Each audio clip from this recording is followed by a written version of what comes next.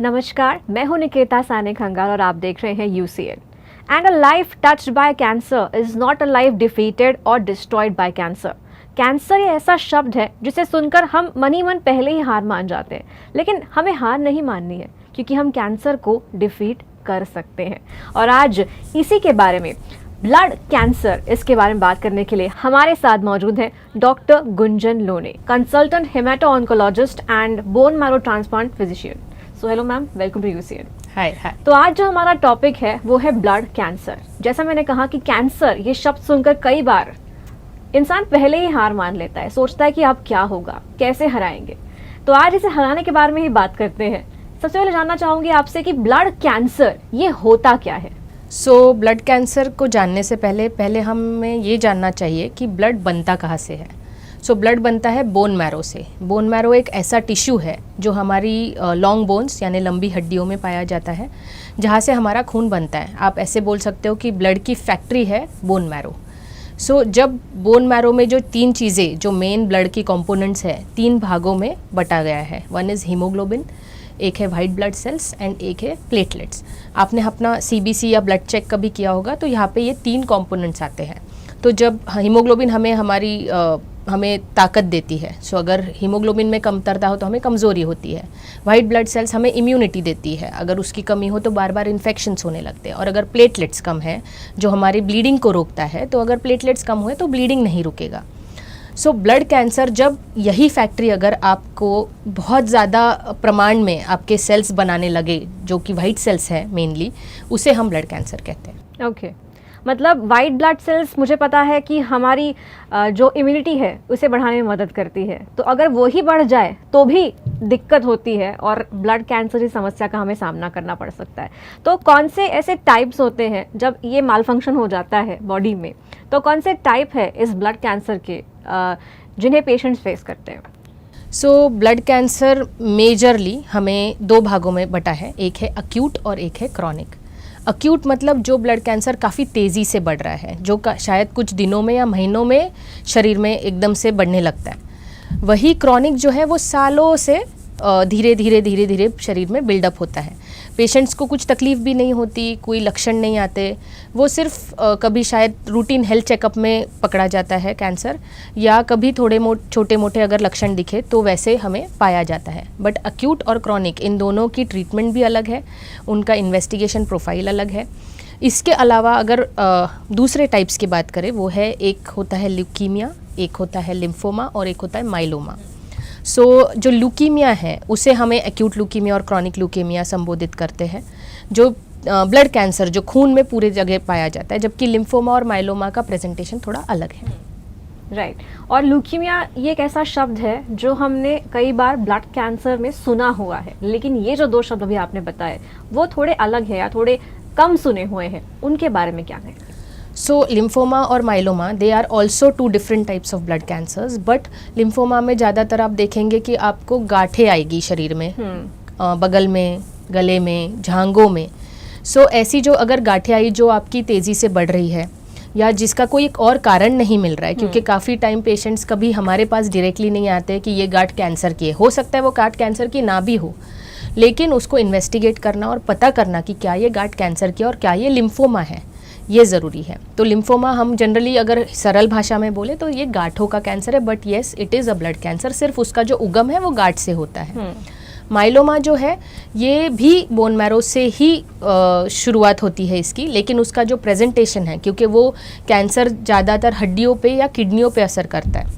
तो हड्डियों पे असर मतलब जब पेशेंट्स को पीठ दर्द या अचानक कहीं हड्डियाँ टूटना, फ्रैक्चर्स होना विदाउट एनी ट्रॉमा, या कहीं गिरे नहीं पड़े नहीं तो भी फ्रैक्चर होना, यंग लोगों में फ्रैक्चर होना, उसी के साथ किडनी पे असर होना जिसका कोई रीज़न नहीं मिल रहा, तो ये पेशेंट्स पहले बार या तो किडनी के डॉक्टर के पास या हड्डी के डॉक्टर के पास मिलते हैं। और जब फर्दर इन्वेस्टिगेशंस के साथ समझता है कि ये अंडरलाइंग माइलोमा है जिससे हड्डियों और किडनियों पे असर हो रहा है। तो अदर देन दिस, मतलब अदर देन गांठें आना या फिर किडनी पे असर होना, कोई और सिम्टम्स है? जैसे बुखार आया तो रीज़न नहीं पता चलना, या ऐसा कुछ कि और सिम्टम्स ये कैंसर बताता है पहले बिल्कुल, आपको मैं उन्हीं लोगों में से मानूंगी जो अवेयर है काफ़ी, बट बिल्कुल जैसे आपने कहा, तो ये जो मैंने अभी बताया वो मैंने डिजीज़ वाइज लक्षण बताए, लेकिन अगर जनरल लक्षण पता करने हैं, किसी को लगना है, पता चलना चाहिए घर में ही कि हमें ये कैंसर के लक्षण हैं, तो उसके लिए सबसे पहले तो फीवर आना, यानी बुखार काफ़ी लंबे समय से हो रहा है, आप काफ़ी डॉक्टर्स के पास गए हो सकता है आप इन्वेस्टिगेट हुए, कोई पता नहीं चला, क्योंकि फ़िलहाल हम लोग कोविड सबसे पहली टेस्ट या पहला दिमाग में शक जो आता है वो कोरोना या स्वाइन फ्लू, डेंगू, ये सब चीज़ें हैं। बट अगर आपको सारी टेस्ट से करने के बाद भी लगता है कि नहीं फीवर जा नहीं रहा, सारी एंटीबायोटिक्स ले ली, तो ऐसे फीवर को ज़रूर ब्लड कैंसर से आप रिलेट कर सकते हो। इसके अलावा भूख ना लगना, वज़न घटना, ना आप डाइटिंग कर रहे हो, ना कोई रीज़न से आपका अचानक से वज़न घट रहा है, शरीर में गांठें आना जैसे मैंने अभी बोला, तो ये सारे लक्षण भी जो अनयूजुअल, मतलब they are simple symptoms, they are not एकदम कोई बहुत अजीब की, जैसे हमने पिक्चरों में देखा है कि खांसते ही खून आना और फिर उसको कैंसर में बोलना, वो सिर्फ पिक्चरों में दिखता है, लेकिन रियलिटी में सिंपल लक्षण है जो अनयूजुअल टाइम पे और काफ़ी लंबे समय से, तो ज़रूर इसके लिए आप कैंसर की टेस्टिंग ज़रूर करें। ओके, सो हमने अभी जाना कि क्या क्या सिम्टम्स हो सकते हैं जिन्हें हमें निगलेक्ट नहीं करना है। तो वंस आपको ये सिम्टम्स दिखाई देते हैं, अगर आप डॉक्टर को अप्रोच करते हैं, अगर हम आपको अप्रोच करते हैं, तो कौन से टेस्ट हैं, क्या वो बहुत पेनफुल होते हैं, या फिर क्या प्रोसीजर होता है कि वो डिटेक्ट हो सके कि हाँ ये ब्लड कैंसर है या फिर ये टाइप है ब्लड कैंसर का? जब कोई लक्षण लेके आता है, सबसे बेसिक टेस्ट है CBC, जिसमें आता है हीमोग्लोबिन, WBC, प्लेटलेट। तो ये मैक्सिमम लोगों को कंप्लीट ब्लड काउंट ये पता ही होगा। तो इसमें हमें अगर सफ़ेद facie, that is white blood cells बढ़े हुए दिखे, तो ऑब्वियसली जब ब्लड कैंसर होता है और बोन मैरो में अगर वाइट सेल्स बढ़ जाते हैं तो ऑटोमेटिकली हीमोग्लोबिन और प्लेटलेट के लिए कोई जगह नहीं बचती, इसलिए वो दोनों कम होते हैं। तो ये क्लासिकल पिक्चर है जिसमें वाइट सेल्स बढ़े हुए, हीमोग्लोबिन और प्लेटलेट कम, जिसमें हमें शक ब्लड कैंसर का पैदा होता है। तो अगर ये शक होता है तो हम कुछ स्पेशल टेस्ट कहते हैं, जिसमें और ब्लड टेस्ट हो सकती है, कुछ स्कैन्स हो सकते हैं, और मेनली एक ही प्रोसीजर होता है, that is a bone marrow procedure, bone marrow test. That is a special test जो हम लोग करते हैं to detect blood cancer, the type of blood cancer. So ये जो बोन मैरो टेस्ट होती है, इसमें भी काफ़ी लोगों को काफ़ी वहम है, क्योंकि जैसे ही मैं बोन मैरो टेस्ट बोलती हूँ तो लोग गूगल करेंगे या पता करेंगे।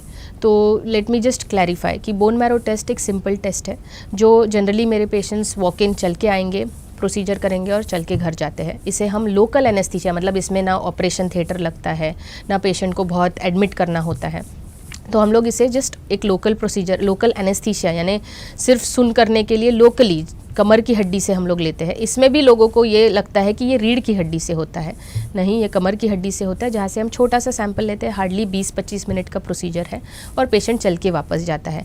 इसमें से जो सैंपल हम लेते हैं वो लैब जाता है और वहाँ से हमें पता चलता है कि कैंसर है या नहीं, और इसमें अगर है तो हम उसमें फिर एक्स्ट्रा स्पेशल टेस्ट करके उसका टाइप करते हैं। एक और मिथ होता है कि कीमोथेरेपी जो होती है वो बहुत पेनफुल होती है, बहुत साइड इफ़ेक्ट्स होते हैं और बहुत सारी चीज़ें जुड़ी होती है। तो ये एक्चुअल कीमोथेरेपी का प्रोसीजर कैसे होता है? कीमोथेरेपी अगर देखा जाए तो it is actually an anti cancer therapy. Chemotherapy is actually an anti cancer therapy. तो एंटी कैंसर थेरेपी में जनरली हम लोग IV से देते हैं, मतलब एक सलाइन की या ग्लूकोज की बॉटल से इंट्रावीनस देते हैं, और लोगों को लगता है काफ़ी पेनफुल है, जबकि ये कम्प्लीटली पेनलेस है। ये बहुत बड़ा एक मिथ है जो लोगों को लगता है। साइड इफ़ेक्ट्स ऑफ कोर्स उसके हैं, जैसे कि नौशिया, वॉमिटिंग, लेकिन आज हमारे पास इतने ड्रग्स है उसको कट डाउन करने के लिए कि कोई पेशेंट्स को नौशिया, वॉमिटिंग अगर होता भी है तो हम तुरंत मेडिसिन देके उसे, और हम लोग एक्चुअली प्रिएम्प्टिवली मेडिसिन देते हैं ताकि उनको होना ही नहीं चाहिए। बट तो भी अगर होता है तो हमारे पास मेडिसिन अवेलेबल है। इसमें एक होता है ये इंट्रावीनस कीमोथेरेपी, उससे भी एक कम, लेस इंटेंसिव होता है ओरल ड्रग्स। ये this is like a wonder drug. तो एक CML करके बीमारी है जिसमें क्रॉनिक माइलॉइड ल्यूकीमिया, जिसमें हम बोलेंगे कि सिर्फ घर बैठे बैठे आप अपना कैंसर ठीक कर सकते हैं एक सिंपल टैबलेट से। जैसे आप डायबिटीज़ या हाइपरटेंशन को घर पे गोली से कंट्रोल कर सकते हैं, आप नॉर्मल लाइफ जी सकते हैं, आप फॉरेन टूर्स कर सकते हैं। बट ये 10-15 साल हो गए होंगे इस मेडिसिन से, बट लोगों को लगता है कि ब्लड कैंसर मतलब कैसे, लेकिन आप घर बैठे बैठे इसे ठीक कर सकते हैं। सो एक और थर्ड ऑप्शन होता है इम्यूनोथेरेपी या टारगेटेड थेरेपी। तो ये इम्यूनोथेरेपी या टारगेटेड थेरेपी में हम लोग सिर्फ टारगेट देखते हैं कैंसर का और उसे ट्रीट करते हैं।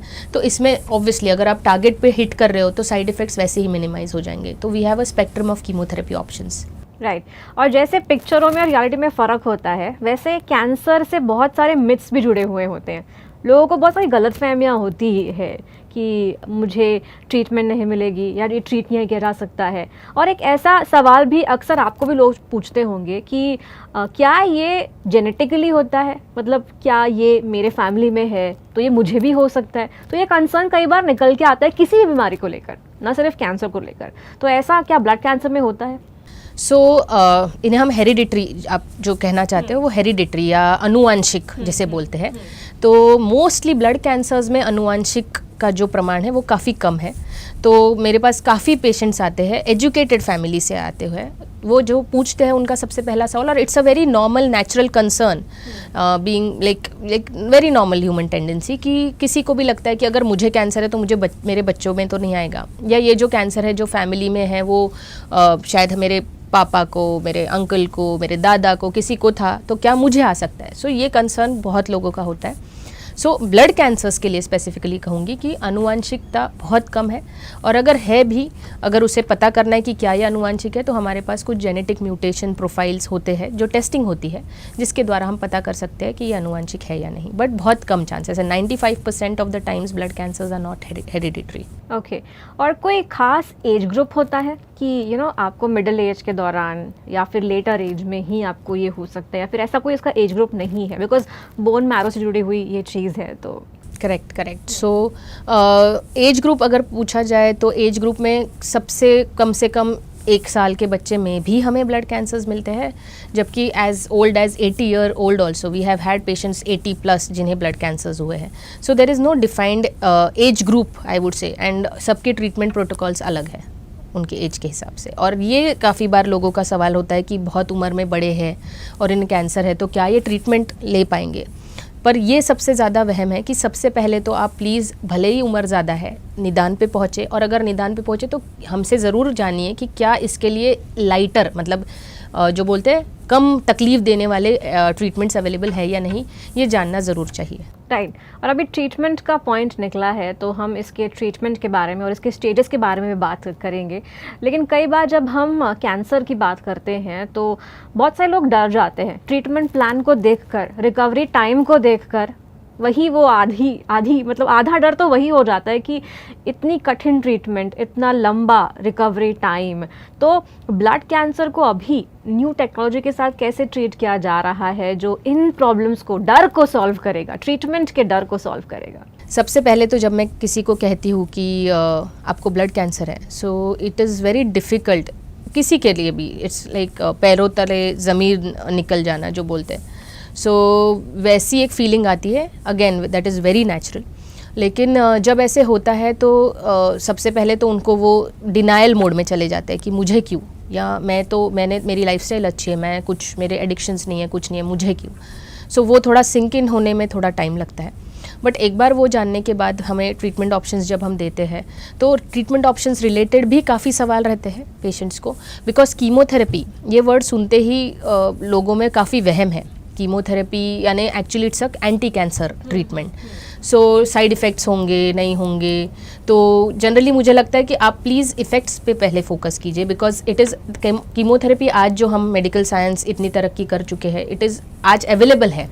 पहले के ज़माने में लोगों को शायद पता भी नहीं चलता था कि कैंसर है, बिकॉज डायग्नोस्टिक मोडालिटीज़ नहीं थी, ट्रीटमेंट ऑप्शंस नहीं थे अगर पता भी चले कैंसर है।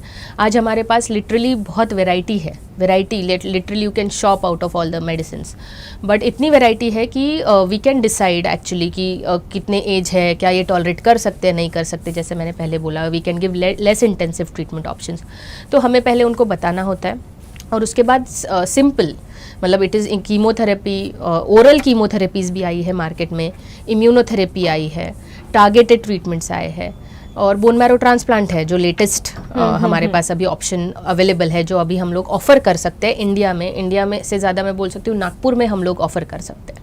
तो ये बात निकली है, तो ये जो बोन मैरो ट्रांसप्लांट है ये वर्क कैसे करता है? बिकॉज किडनी ट्रांसप्लांट के बारे में हमने सुना है कि अगर आपके इमीडिएट फैमिली मेम्बर्स मैच नहीं होते हैं, then you have a waiting list, you have to wait, and जब आपका मैच होता है तो आपकी ट्रीटमेंट शुरू होती है। तो ये ही सेम प्रोसीजर इसमें फॉलो होता है या कुछ डिफरेंट होता है? So bone marrow transplant as you said, जैसे किडनी ट्रांसप्लांट होता है तो उसमें आपने देखा होगा कि हम लोग मैच ढूंढते हैं, तो बोन मैरो ट्रांसप्लांट भी सिमिलर वे में चलता है। तो इसमें हम लोग जो डिफेक्टिव बोन मैरो है पेशेंट का, जो कैंसर से पूरा ऑक्यूपाइड है पूरा, तो उसे हम जनरली पहले कीमोथेरेपी देके उसको कम करते हैं, मतलब डिजीज़ बर्डन को कम करते हैं, और उसके बाद उस पेशेंट को अगर ट्रांसप्लांट की ज़रूरत है तो वैसे ट्रांसप्लांट के लिए लेते हैं। तो इसमें हम लोग उसको फ्रेश नेचुरल यानी नॉर्मल फंक्शनिंग बोन मैरो हम लोग उन्हें देते हैं, जो हमारी फैक्ट्री जो गड़बड़ हो गई थी उसको वापस सही तरीके से लाइन में लाने के लिए। सो इसे हम फ्रेश बोन मैरो देते हैं। तो इसके लिए जैसे हमारा ब्लड ग्रुप है, हमें किसी को ब्लड भी चढ़ाना है तो we need to match blood groups. O positive को ओ पॉजिटिव देंगे। सिमिलरली यहाँ पे एक मैचिंग होता है, HLA मैचिंग जिसे कहते हैं, वैसे मैच करके ही उन्हें मैचिंग बोन मैरो किया जाता है। अगर मैचिंग नहीं मिलता है, हम लोग जनरली मैचिंग बहन भाई मम्मी पापा जो फर्स्ट डिग्री रिलेटिव होते हैं उनमें ढूंढते हैं। अगर वहाँ नहीं मिलता है तो हमें सेकंड ऑप्शन होती है, एक रजिस्ट्री होती है जहाँ पे लोग वॉलंटरीली हमारा अपना नाम रजिस्टर करवाते हैं for bone marrow donation. So if the patients HLA is matched, जो रजिस्ट्री में अगर मैच हो गया तो वहाँ से वो डोनर को, उसे हम अनरिलेटेड डोनर कहते हैं। जो हमारे भाई बहन हो गए वो रिलेटेड डोनर है और ये अनरिलेटेड डोनर है, तो वैसे भी बोन मैरो ट्रांसप्लांट हो सकता है।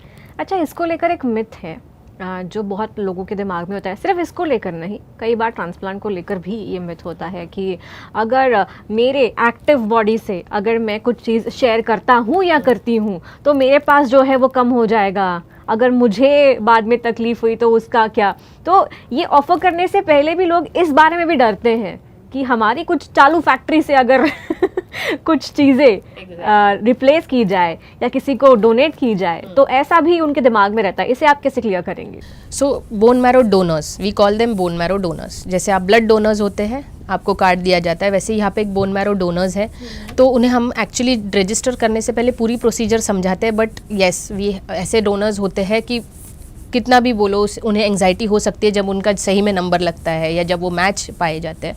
सो सबसे पहले एक जनरल, बिकॉज इसमें सारी हम लोग ही हैं जो नॉर्मल हेल्दी एडल्ट्स हैं, हमें डोनेशन के लिए वॉलंटरीली रजिस्टर करना चाहिए। तो मैं इसके लिए सिर्फ इतना कहना चाहूँगी कि जो डोनर है हमारे पास, we have a sea of tissue bone marrow. हमारे पास जैसे खून काफ़ी है जिसमें से हम लिटरली जैसे बोलते हैं समुंदर में से एक मग पानी निकालना, वैसा है कि आपके पास काफ़ी है।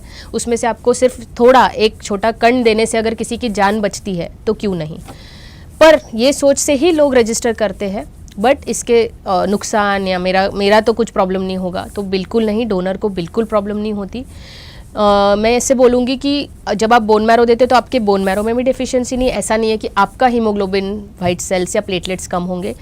इसके अलावा भी पेशेंट की हेल्थ को कुछ नहीं होता है, डोनर की हेल्थ को कुछ नहीं होता है। लिटरली हम डोनर को एडमिट करते हैं, डोनर का बोन मैरो जैसा चाहिए उतना लेते हैं और उन्हें नेक्स्ट डे डिस्चार्ज भी मिल जाता है। सो हार्डली कोई इशू है, सिर्फ उनको जो लेने के लिए जो लाइन लगेगी उतना, एक लाइन जैसे आपको डोनेशन के लिए एक प्रिक होता है उतना प्रिक लगेगा, दैट्स इट। और अगर मैं फ़िलहाल इसके प्रिवेंटिव मेजर्स की बात करूँ, ट्रीटमेंट प्लान के बारे में तो हमने बात करी, तो ये एक ऐसी चीज़ है जो किसी के हाथ में नहीं होती है, कब क्या कैसे हो जाए हमें पता नहीं चलता है। फिर भी अगर एक सेट ऑफ प्रिवेंटिव मेजर्स आप बताना चाहेंगे तो वो कौन से होंगे? सो प्रिवेंटिव मेजर्स जैसे मैं जनरली मेरे पेशेंट्स को समझाती हूँ, देर आर 2 हिट्स। मतलब first hit is your genetic makeup, मतलब भगवान ने आपको जो दिया है, हमारा जैसे स्ट्रक्चर है, हमारे बाल है, तो we have that is given by God, तो वो हम चेंज नहीं कर सकते, that is our first hit. And the second hit यानी जो हमारी लाइफस्टाइल है, जो हमारे हाथ में है, हमारे वेल कंट्रोल में है, वो हमारे हाथ में है जो हम कंट्रोल कर सकते हैं। सो लाइफस्टाइल मतलब उसमें आता है एक्सरसाइज, अपना डाइट, हमारा स्ट्रेस, क्योंकि आज की दुनिया में not just working people but जितने भी घर का स्ट्रेस होता है, वर्क स्ट्रेस होता है, तो ये सारे स्ट्रेस और नींद, ये बेसिक है लाइफस्टाइल के कंपोनेंट्स है जिसके तरफ अगर हम अच्छे से ध्यान देंगे तो we can delay if there is any cancer component. अगर आपके शरीर में वो एक भगवान ने दी हुई जेनेटिकली कैंसर का एक कंपोनेंट हुआ भी, तो आप ये चीज़ों से उसे डिले या प्रिवेंट कर सकते हैं। तो हम लोग लिटरली इसमें कैंसर को अगर आना है तो उसे लिटरली उसको दूर भगा सकते हैं। और कैंसर एक ऐसी डिजीज़ है, एक ऐसी बीमारी है जो सिर्फ हम शरीर से नहीं लड़ते, बल्कि उतना ही हमें उसे मन से भी लड़ना पड़ता है। अगर हमारा दिमाग स्ट्रांग है, अगर हमारा मन स्ट्रांग है, विल पावर हमारा स्ट्रांग है, तो हम ज़्यादा ताकत के साथ उससे लड़ सकते हैं। तो इस पूरे ट्रीटमेंट कोर्स में काउंसलिंग कहीं ना कहीं बहुत इंपॉर्टेंट होता है, तो इसे आप कैसे टैकल करते हैं? एग्जैक्टली ये इस एक्चुअली काउंसलिंग हम लोग साइड किक समझते हैं, बट आई बिलीव कि ये सबसे इम्पॉर्टेंट है, बिकॉज इवन ये हो गया फ्रॉम डायग्नोसिस से लेके ट्रीटमेंट तक, ये तो चलता रहेगा। ट्रीटमेंट भी ऐसी नहीं है ब्लड कैंसर की थोड़े समय की है और ख़त्म हो गई, ये साइकिल्स में आती है, तो ये काफ़ी लंबे समय तक चलती है, कभी कभी कुछ सालों तक चलती है, डिपेंडिंग कि आपका बेसिक ब्लड कैंसर कैसा है। बट इस पूरे दौरान पेशेंट को काउंसलिंग की बहुत ज़रूरत होती है। काउंसलिंग ना कि सिर्फ उनके मनोबल को रखने के लिए, स्ट्रॉन्ग रखने के लिए, बट इवन फैमिली को, क्योंकि एक पेशेंट मतलब एक घर में एक पेशेंट, सो उसके साथ आती है उनकी फैमिली। सो फैमिली को जैसे अगर ट्रीटमेंट के लिए लाना भी है, तो फैमिली में जो है बच्चा हो या हस्बैंड वाइफ हो, तो उनको छुट्टी रख के या घर का मैनेज करके आना, किसी के छोटे बच्चे होते हैं, फाइनेंशियल सपोर्ट, इमोशनल सपोर्ट, तो ये सब चीज़ें, और ये डेली बेसिस पे लगते हैं। Not every day is same for a cancer patient. आज आपको शायद कुछ नहीं हो रहा हो, आप एकदम वेल फिट है, कल आप वीक लग रहे हो, परसों आपको बुखार आ रहा हो। So sometimes it is not just physical, so mental health is also important, and उसी मेंटल हेल्थ के लिए हमें काउंसलर्स इम्पॉर्टेंट है, क्योंकि एज डॉक्टर्स ऑल्सो हमें सिर्फ ट्रीटमेंट करके वही बात ख़त्म नहीं होती है। So mental health is very very very important. Right और कहते हैं ना कि कोई भी बीमारी हो, बीट कैंसर, बीट कोविड, कोई भी बीमारी हो, अगर इंसान अकेले लड़ता है ना तो रिकवरी पीरियड ज़्यादा होता है, बल अगर उसके साथ उसकी फैमिली मिलकर लड़ती है, उसको मेंटल सपोर्ट उतना देती है, तो शायद वो रिकवरी पीरियड जो है वो कम हो जाता है और हम डबल एनर्जी के साथ, डबल ताकत के साथ लड़ते हैं उस बीमारी से। एक आपका आखिरी मैसेज हमारे व्यूअर्स के लिए क्या होगा? सो अगर व्यूअर्स के लिए in relation to blood cancer है, तो मैं बोलूँगी कि कैंसर्स आज की दुनिया में हम लोग सब बोल रहे हैं, मेरे रिलेटिव्स मेरे घर पे भी बोलते हैं कि पहले इतना कैंसर नहीं था, आज क्यों है। सो सबसे पहले तो मैं बोलूँगी कैंसर शायद पहले भी था, जस्ट बिकॉज तब हमारे पास उतने टेक्नोलॉजी नहीं थी कि जिसकी वजह से हम उसे पकड़ पाए। आज हमारे पास इतनी टेक्नोलॉजी है, डॉक्टर्स है, एक्सपर्टीज़ है, ट्रीटमेंट प्रोटोकॉल्स है, ये सारी चीज़ होते हुए वो अगर जल्द से जल्द पकड़े और जल्द से जल्द उसकी ट्रीटमेंट हम लोग कर पाए, तो उसका आउटकम उतना अच्छा होता है। सो मुझे ये कहना है कि इनमें से आज मेरा मेन मोटो यही था कि आप सब में, हम लोग जनरल पब्लिक में भी एटलीस्ट बेसिक अवेयरनेस रहे कि इसके लक्षण कैसे हैं, इसे कैसे पकड़ा जाए या कैसे सोचा जाए, और इसको तुरंत कोई भी डॉक्टर के पास एटलीस्ट टू स्टार्ट विथ, क्योंकि काफ़ी बार हम लोग डेंटिस्ट के पास भी सोच लो, जब तक हमें खाने में प्रॉब्लम या बहुत दर्द ना होता वी डिले इट। सो जितना जल्दी आप डॉक्टर के पास जाएंगे और जितनी जल्द से जल्द डायग्नोसिस लेके ट्रीटमेंट शुरू करेंगे, आप उतना ही कैंसर को अच्छे से फाइट कर सकते हैं। और ऐसे मेरे पास काफ़ी पेशेंट्स हैं जो कैंसर्स के बाद भी they are living and leading a very normal life. Young 18-19 साल का बच्चा आज मुझे वही पेशेंट व्हाट्सएप करके बोलता है मेरी इस यूनिवर्सिटी में एडमिशन हो गई, आई एम डूइंग दिस, एक लीडर बन गया उधर, वहाँ पे यूनिवर्सिटी में he is leading the campaigns and all. So it makes it generally gives you real happiness, you feel great about it. तो ऐसे है, तो हम लोग ब्लड कैंसर्स को बहुत आसानी से फाइट कर सकते हैं। राइट तो किसी भी लक्षण जो अगर आपको दिखते हैं तो उन्हें डिले नहीं करना है, जल्द से जल्द कंसल्ट करना है, भले दिमाग से निकाल देना, अगर कुछ नहीं है तो बहुत अच्छा, लेकिन अगर है कुछ तो जल्द से जल्द उसे ट्रीट करना बहुत ज़रूरी है। ये आपकी बातों का अगर मैं सार निकालूं तो वो ये है। सो किसी भी बीमारी से लड़ने के लिए मेंटली स्ट्रांग रहिए, फिजिकली स्ट्रांग रहिए, एंड ऑफ कोर्स डॉक्टर्स हमेशा हमारे साथ रहते हैं हमारी ट्रीटमेंट में हमारा साथ देने के लिए। तो किसी भी बीमारी से, कैंसर से भी हार नहीं मानना है, मुस्कुराते रहना है और देखते रहना है UCN। Thank you so much. Thank you.